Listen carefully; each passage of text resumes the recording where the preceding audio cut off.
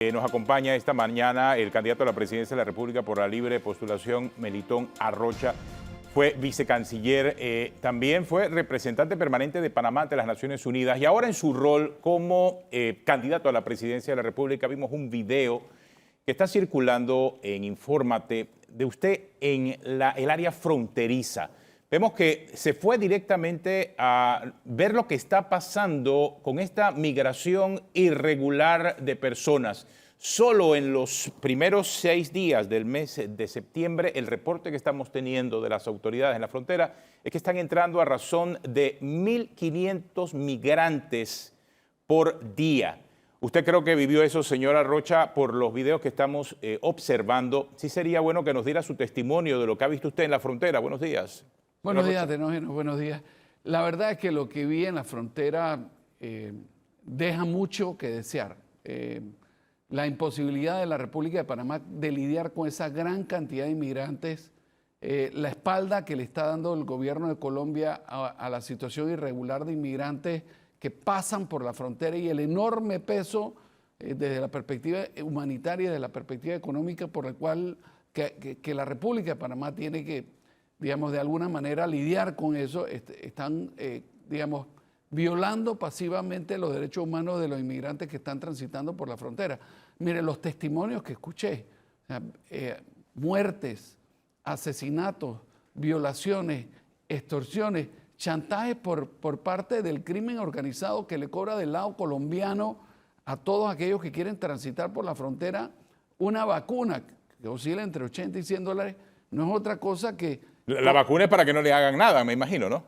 La vacuna es para que supuestamente no le hagan nada, pero después tú oyes los testimonios de lo que pasa en la selva del Darién y uno no tiene ninguna otra cosa que horrorizarse frente a la realidad que ahí se está experimentando, con lo cual, desde mi perspectiva, el gobierno de la República de Panamá tiene que proceder a cerrar la frontera de manera ordenada y tiene que exigirle y reclamarle al gobierno del presidente Petro que ponga orden del lado colombiano con lo que está pasando ahí. Es importante resaltar, el gobierno de la República de Panamá por allá por el año 2006 declaró una crisis migratoria cuando tan solo pasaban 25.000 inmigrantes por el Darién.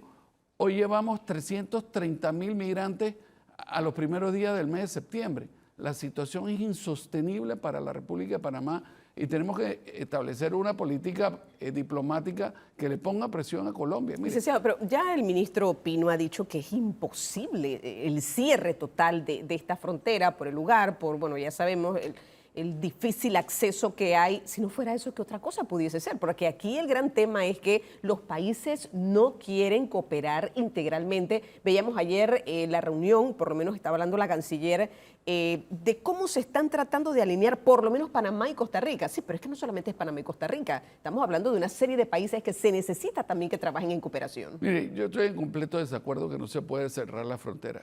Estoy de acuerdo en que la frontera es porosa y que nunca será cero el nivel de inmigrantes irregulares que pasarán por la frontera.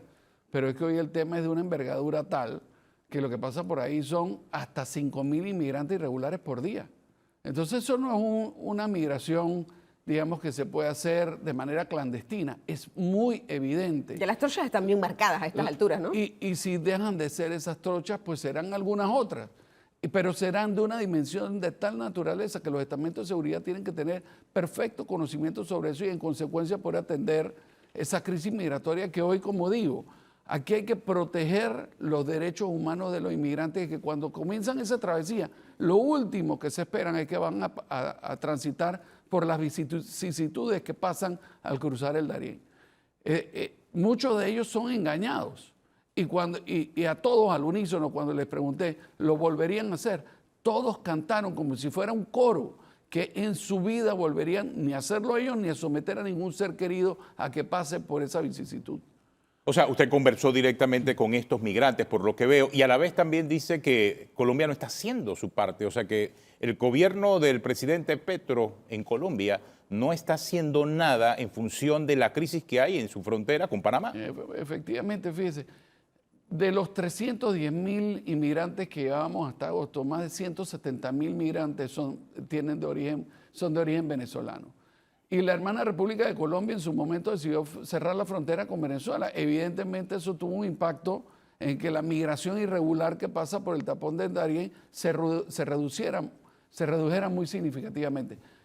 Esas son las medidas que tiene que empezar a tomar Colombia. Por otra parte, no puede ser que sea el crimen organizado el que está organizando el flujo irregular, porque lo único que está sucediendo con esto es que están recogiendo mayor cantidad de recursos y en consecuencia tienen mayor capacidad de organización para actividades criminales. Entonces, no puede ser que la organización de este flujo ilegal de inmigrantes que pasa por la República de Panamá, pero que algunos se quedan en la República de Panamá, esté en manos del crimen organizado. ¿Qué les contaban los migrantes, por ejemplo? Creo que habían como, no sé, una identificación, calcomanías, algo para poder decir, bueno, voy a pasar libremente por este paso tan difícil en la selva. Del lado, mire, lo primero importante que es importante decir es que esta migración no es ni irregular, es irregular, es descontrolada y ciertamente es poco segura. Los migrantes tienen todo tipo de historia. Llegan a Colombia y en Colombia lo tienen bastante bien organizado hasta que empiezan a caminar por la selva. En ese lugar me contaban, las historias eran que el crimen organizado los vacunaba, les daba una calcomanía y les cobraba entre 80 y 100 dólares para dejarlos caminar por la selva, ¿no? Y después ahí comenzaba la vicisitud, porque las mujeres, por ejemplo, para evitar ser violadas, como costumbre tenían de cortarse el pelo como si fueran hombres. Imagínense lo que se está viviendo en la selva del Darién. Esto es con el gobierno de Colombia dándole la espalda. Por eso desde aquí aprovecho para hacerle un llamado al presidente Petro a que se conmueva, a que se sensibilice de que no hacer nada es participar de la violación de los derechos humanos de todos los migrantes que están pasando por la selva del Darién. Y usted que fue representante permanente de Panamá ante las Naciones Unidas, ¿deben las Naciones Unidas involucrarse en lo que está pasando en la frontera? No, sin embargo, y las Naciones Unidas ya en alguna medida están involucradas en esto. De hecho, hace ya algunos años se firmó un pacto para la migración regular y segura.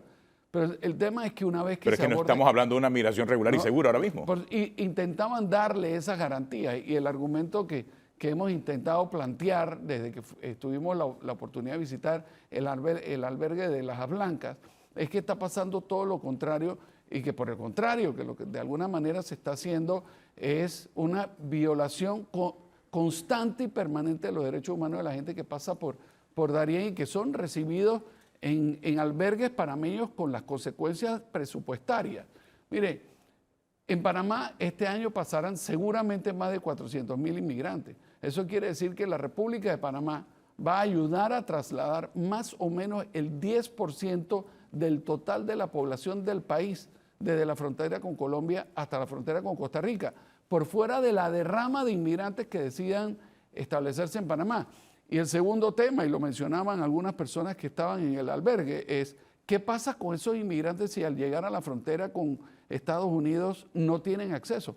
Pues hay mucha probabilidad que volvamos a experimentar otra crisis en la frontera con Costa Rica con esos inmigrantes tratando de regresar a Panamá ahora como punto de destino. O sea, las implicaciones de esto en materia de seguridad nacional son mucho más amplias. Por ejemplo, desde la perspectiva de salud, se ha visto un incremento en enfermedades de transmisión de virus que se transmite principalmente de enfermedades nuevas que muy probablemente tengan su origen en el Darién, en la selva. Y por último, ¿cuál puede ser la consecuencia de que haya una explosión de cólera en el Darién? ¿Y cuál es el efecto de eso en toda la República de Panamá y sobre todo en el sistema sanitario nacional? ¿Han sido flexibles nuestras autoridades hasta este momento? Yo creo que la política ha sido de facilitación del tránsito con las complejidades que eso tiene. Lo que yo pude observar en Lajas Blancas es que hay un desorden que impera ahí. Las condiciones en las que estos inmigrantes tienen un albergue de carácter temporal distan mucho de ser óptimas y yo creo que desde esa perspectiva, pues con las limitaciones presupuestarias, Panamá está poniéndole el hombro. Pero es una situación que es imposible de atender, especialmente tomando en consideración que cada día va en aumento. Esto no va decreciendo, esto va aumentando. Por lo tanto, desde mi perspectiva y salvaguardando el interés nacional, que es el principio angular sobre el cual se construye la política internacional, es que nosotros no nos queda ninguna otra opción que regularizar eso, atendiendo los derechos humanos de los inmigrantes, y la mejor manera de hacer eso es cerrar la frontera. O sea, su recomendación sería la regularización del paso de los migrantes y el cierre de la frontera. Claro, porque es que... Pero ¿cómo cerrar esa frontera?